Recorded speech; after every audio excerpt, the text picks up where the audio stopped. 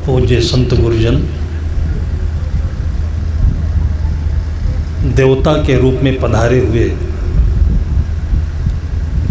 इस पवित्र भूमि पर हमारे उत्तर प्रदेश सरकार के यशस्वी, निष्कामी, सबके हृदय जनमन को प्रिय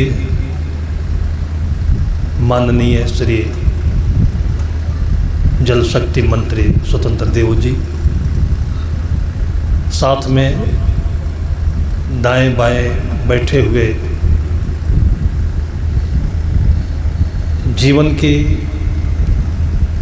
एक सुंदर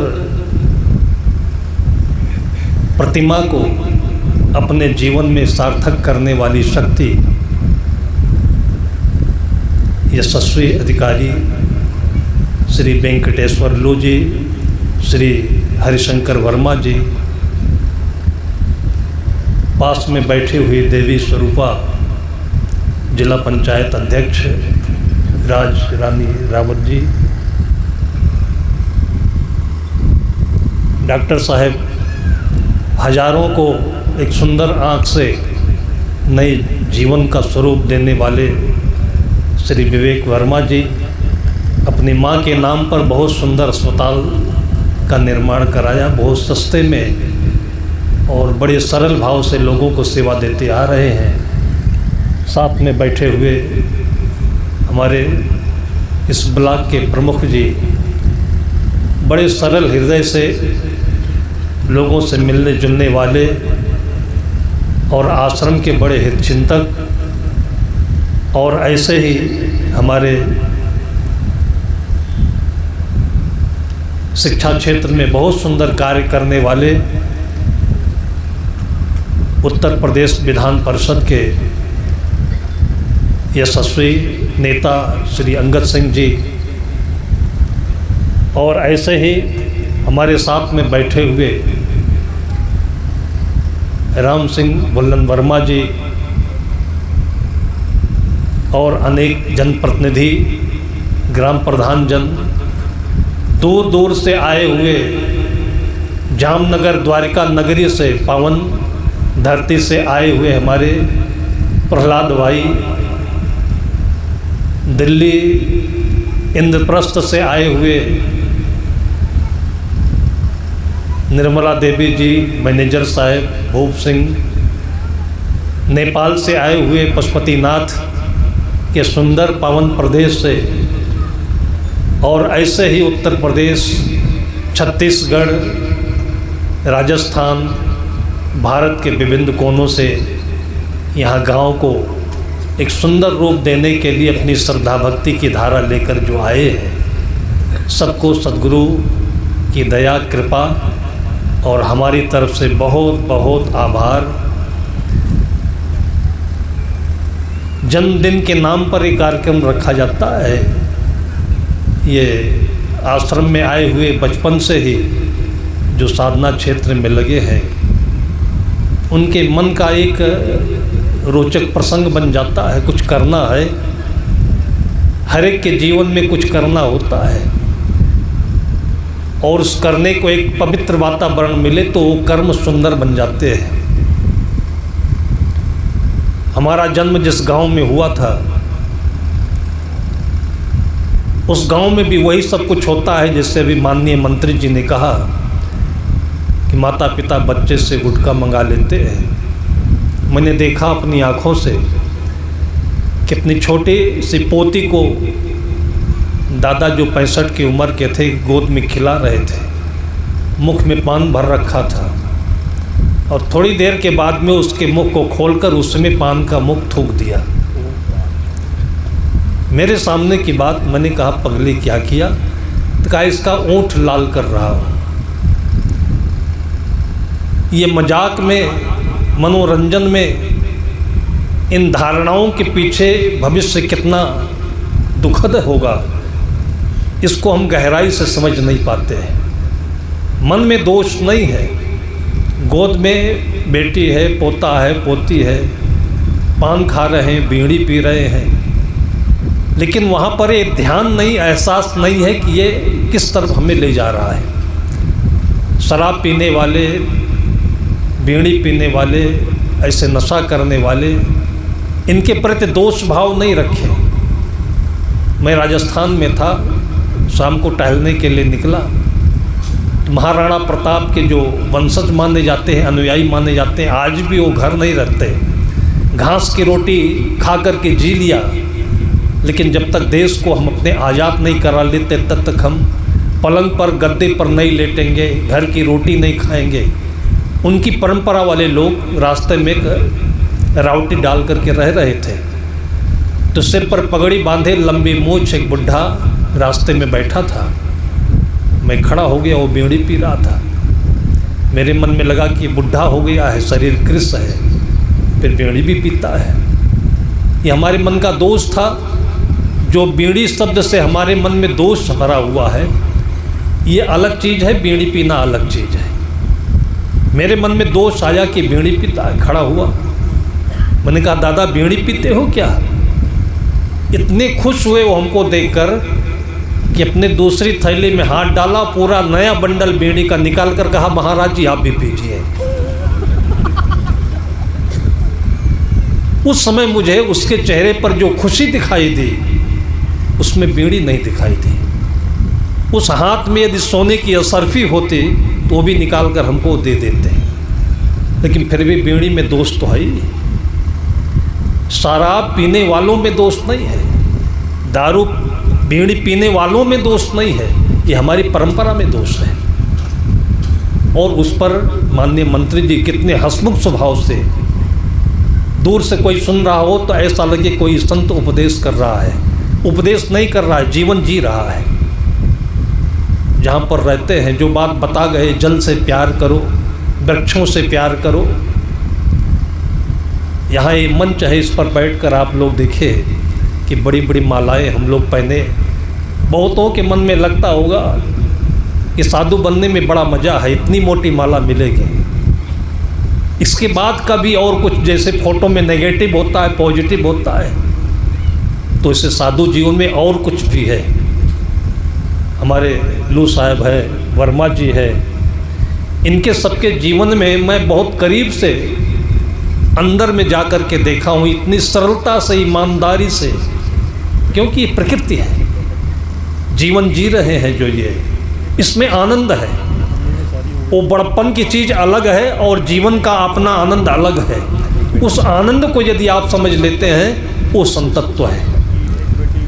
और नहीं तो हम लोग जब गाड़ी पर चलते हैं, रेलवे स्टेशन पर, यही बड़ोल में मैं 2-4 झोले थे और सुबह का समय था, रिजर्वेशन था।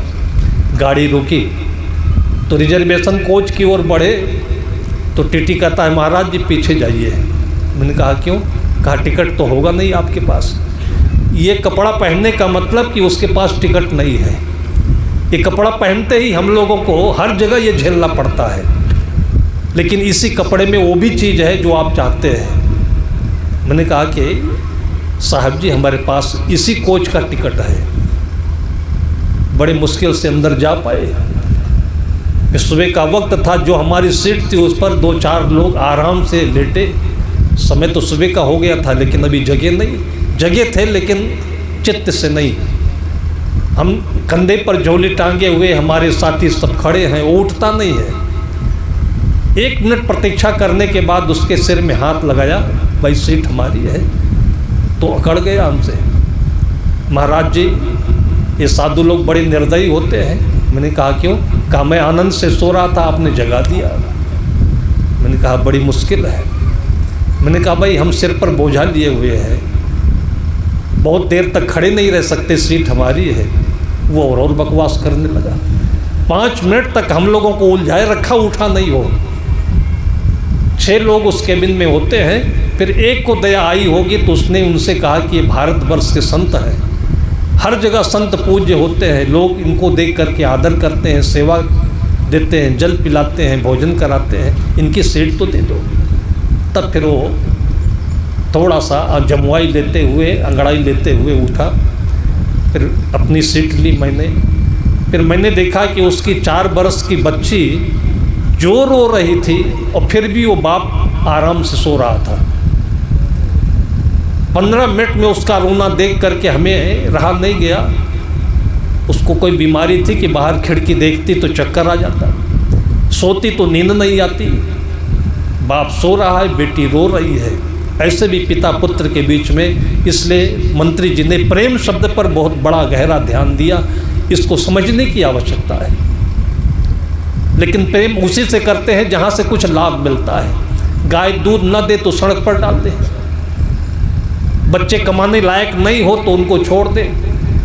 10वीं का रिजल्ट आता है, 12वीं का रिजल्ट आता है तो उस दिन पुलिस का पहरा देना पड़ता है। क्यों? कि बच्चों का परसेंटेज ठीक से नहीं आया तो खुदकुशी कर लेंगे। मैंने देखा कि दिल्ली में जिस घर में था, एग्ज़ाम चल रहा था, 10वीं का बच्चा एग्ज़ाम दे कर के आया तो माँ झट से पूछी कि बेटा पेपर अच्छा हुआ? 3 घंटे की परीक्षा। मुझे मालूम है कि जैसे कोल्हू में गन्ना पेर जाता है तो खोई बचता है, ऐसे ही 3 घंटे परीक्षा देने के बाद बच्चे का शरीर बचता है, मन बचता है, भावनाएं सब शोषित हो जाती है।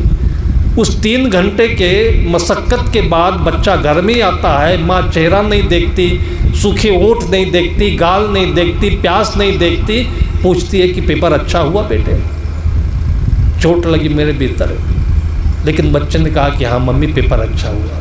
दूसरे दिन भी ऐसे पूछ लिया। मेरे मन में हुआ कि मैं जवाब दूं, फिर माँ और बेटे के बीच में बोलना नहीं चाहिए। बेटे ने कहा कि मम्मी आपको पेपर ही अच्छा लगता है, मैं अच्छा नहीं लग रहा हूँ क्या?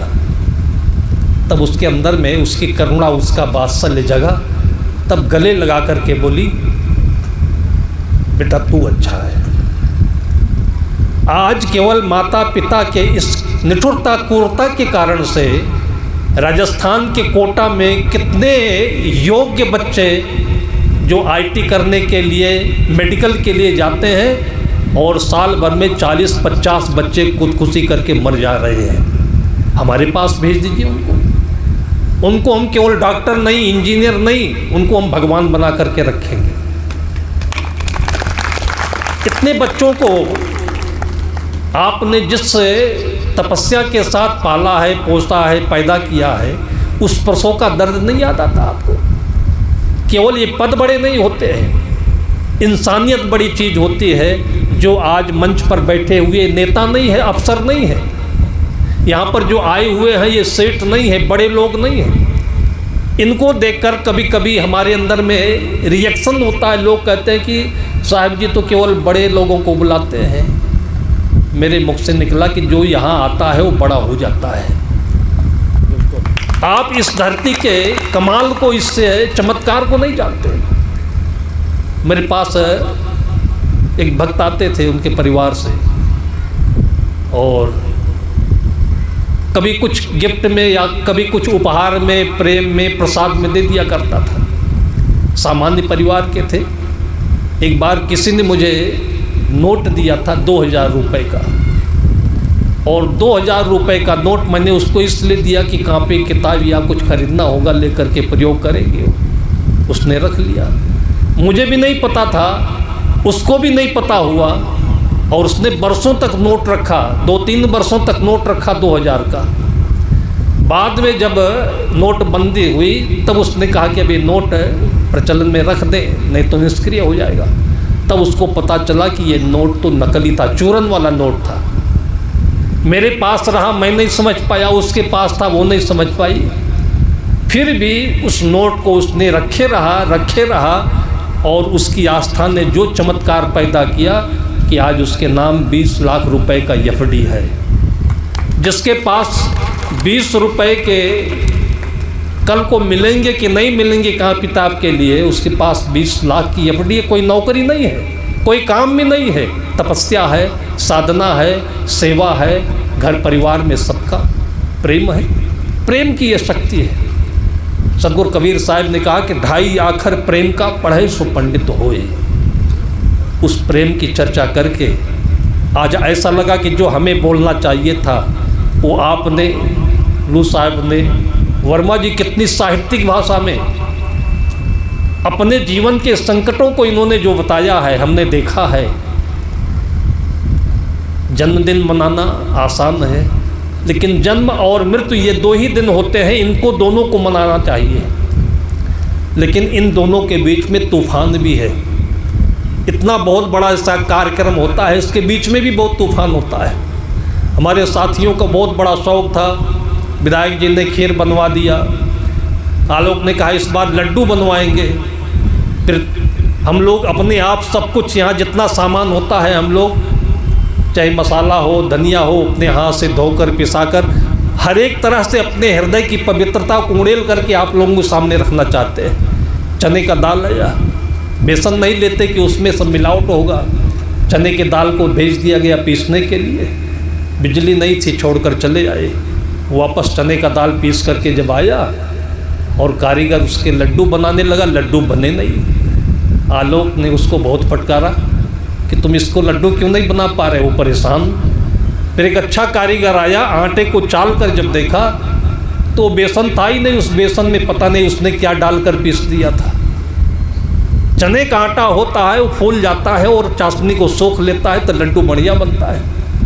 अब एंड टाइम पर जब सारा तेल ख़त्म हो गया, चीनी ख़त्म हो गई, तब पता चला कि आटा ये नकली था। फिर उसके घर पर गए, फिर बोले, फिर कुछ लोगों ने उसको थोड़ा सा डर दिया, बहुत डर गया वो। फिर किसी ने करके उसको इतना डरा दिया कि फिर वो जितना हमारा खर्चा हुआ था, चीनी, तेल और आटा सब लेकर यहाँ पहुँच गया।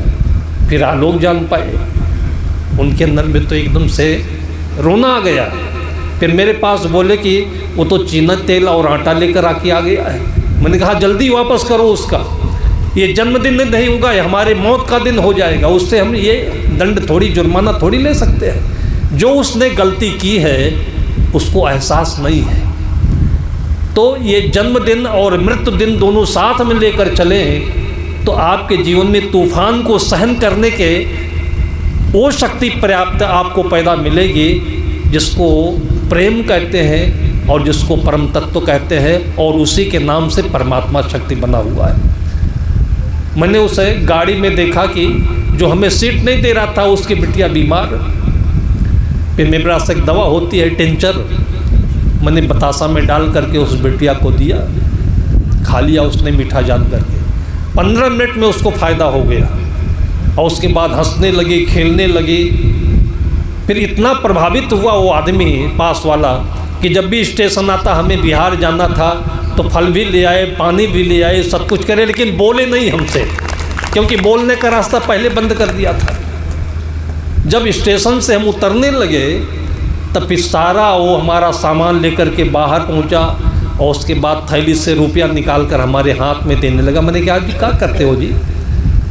वो सिर नीचे करके कुछ बोलता नहीं, केवल पैसा देता है। मैंने कहा कि ये पैसा मत दीजिए, अब कोई साधु मिले, कोई वृद्ध मिले, कोई माँ मिले, उसको सीट जरूर दे देना, आप पैसा नहीं देना आपको। मुझे लगता है कि आज तक वो याद रखता होगा इस चीज़ को। आपके जीवन में जन्म और मृत्यु के बीच में अनेक तूफान आएंगे। आपके मन के प्रतिकूल होगा, वो बहुओं से हो सकता है, बच्चों से हो सकता है, साथियों से हो सकता है। अभी एक गुजरात में IAS अधिकारी मिले, वो अपने यूपी के हैं, तो भेंट हुई। आलोक पांडे जी मंत्री जी के पास रहे हुए हैं, तो मैंने हाल चाल पूछा। बहुत सुंदर प्रवचन कथा करते हैं। मैंने कहा कि प्रवचन कराना चाहते हैं गुजरात के भक्त लोग, तो बोले ईर्ष्या होती है, हम नहीं करेंगे प्रवचन। ये चीज़ भी अगर आप गांव में रह कर के कोई अच्छा काम कर रहे हैं, उस अच्छे काम से सबसे पहला जो पुरस्कार मिलेगा वो ईर्ष्या होगी, वो आपकी बदनामी होगी, बुराई होगी। एक नेताजी कहते थे कि जब हमारी बदनामी होने लगती है तो मुझे एहसास हो जाता है कोई अच्छा काम होने लगा है। जब तक आप अपने अंदर में ये धारणा नहीं रखेंगे, आप आगे नहीं बढ़ने सकते। आगे बढ़ने के लिए आपको इस प्रतिकार को बड़े प्रेम से स्वीकार करना पड़ेगा, अंगीकार करना पड़ेगा, जैसा भगवान राम ने किया। उनकी एक शक्ति क्या, त्याग की शक्ति थी। अयोध्या से चल करके और अपने जीवन में उन्होंने कितना कितना झेला है, वही रामायण है। और ये रामायण केवल अयोध्या की नहीं है, ये आप सबके हमारे आंगन की है, इस गांव की नहीं, सबके गांव की है, देश की, प्रदेश की, राजनीति की, अफसर की, साधु की, किसान की, सबके जीवन की ये रामायण है। और ये जन्मदिन हमारे जीवन का जो कुछ भी है हमारे गुरुजनों ने दिया है, हमारे गुरुदेव जी ने हम लोगों को जो पाला पोसा है, वो सब कुछ मिठाई के रूप में, प्रसाद के रूप में आप सबके हृदय में समा जाए, यही हमारे जन्मदिन के मनाने की सार्थकता है। हमारे साथियों की रुचि थी कि बड़े बड़े लोगों को लोग बुलाकर भंडारा में खिलाते हैं। आज बहुत संत आना चाहते थे, लेकिन थोड़ा सा दुखित हृदय के साथ उनको मना करना पड़ा कि ये कार्यक्रम केवल बच्चों के लिए होगा। फिर आज छुट्टी का दिन नहीं था, इसलिए स्कूल छुड़ा करके हम गैर कानूनी काम नहीं कर सकते थे। तो हमारे साथियों की इच्छा हुई कि बच्चों को मिठाई खिलाएं, ड्राई फ्रूट खिलाएं, अच्छी चीज़ खिलाएं, ताकि कभी वो गुटखा, वो चीज़ न याद करें जिसके लिए उनका जीवन अंधकार में जाता है। तो इसके लिए बहुत दूर दूर के लोग जो सुन करके इसमें सहयोग करने वाले, दिल्ली गुड़गांव के रहने वाले बहुत बड़े सिख परिवार के हैं, वो कम से कम 40-50 बच्चों के लिए प्रति माह फीस भेजते रहते हैं। फिर उनके सहयोगी हैं अदिति मैडम, और वो भी देश विदेश घूमती रहती हैं, बहुत कुछ बच्चों के लिए भेजा करती हैं। उनके सासू, उनके ससुर और उनके बच्चे यहाँ पर आते रहते हैं, आए भी हुए हैं। ऐसे ही जामनगर से प्रहलाद भाई है, एक जतिन भाई है आप लोगों के बीच में। अब यहाँ बच्चे नहीं आए हुए हैं, लेकिन ऐसे ऐसे बड़े शौक़ के साथ वो कोचिंग क्लास चलाते हैं, और ऐसे ऐसे गिफ्ट बच्चों के लिए कि इसके साथ में जो मिठास, जो प्रेम बच्चों में समा जाएगा, वो पूरे जीवन भर उनके मन को पवित्र बनाएगा। पैसे का जीवन में जो महत्व नहीं होता है, वो ऐसे प्रेम का होता है किसी रूप में। इन बच्चों के लिए अगर आप कुछ कर सकते हैं तो आपके जन्मदिन का वही बहुत महान पर्व होगा। और ऐसे ही आज हमारे बीच में श्री वर्मा जी, लू साहब और सबको लेकर के, ये सब एक ही टीम के हैं। इनको हम देवता मानते हैं, देवी मानते हैं। अभी डॉक्टर साहब हमारे पास बैठे हुए थे, छोटा सा बच्चा आया, हमारा पैर छूने लगा। मैंने कहा डॉक्टर साहब के पैर छू लो, डॉक्टर हो जाओगे। सतगुरु कबीर साहब कहते हैं, संगत कीजिए साधु की, हरे और की व्याधि। अगर आपको कुछ अच्छा बनना हो तो अच्छों के पास जाइए, उनको प्रणाम करिए, उनके सानिध्य में बैठिए, और नहीं है तो उनके चरण स्पर्श करके अपने सिर पर उनका हाथ ले लीजिए। आपका बच्चा वही बनेगा, नेता बनेगा, अधिकारी बनेगा, और देश का एक सुंदर होनहार नागरिक बनेगा। अपने जन्मदिन के अवसर पर हम आप सबका बहुत बहुत आभार के साथ में यहाँ पर आए, हम लोग को इतना प्रेम दिया। ऐसे ही सबके बच्चों का जन्मदिन मनता रहे और उनको हमारी ऊर्जा मिलती रहे। ऐसे ही अमेरिका से भेजे गए एक अजय भाई हैं, उनके पिताजी सुभाष भाई हैं, कुमुद बहन है, और दूर दूर से ऐसे लोगों ने अपना स्नेह भेजा हुआ है, करुणा भेजी है, प्रेम भेजा हुआ है। सबको बहुत बहुत स्नेह प्रेम देते हुए मैं आप सबको बहुत बहुत बधाई देता हूँ और अपने वाणी को विराम देता हूँ। सबको सादर नमन करता हूँ।